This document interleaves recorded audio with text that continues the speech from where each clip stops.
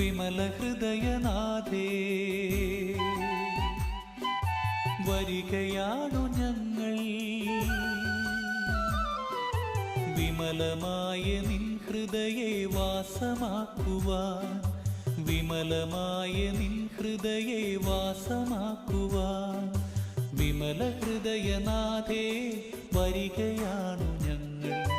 വിമലമായ നിൻ ഹൃദയെ വാസമാക്കുവാൻ അമലയായ മാതേ അലിവു തോന്നിയെന്നും അഭയമേകിടൂ തൃക്കരങ്ങളിൽ യേശുവിൻ്റെ സന്നിധി ആനയിച്ചിടൂ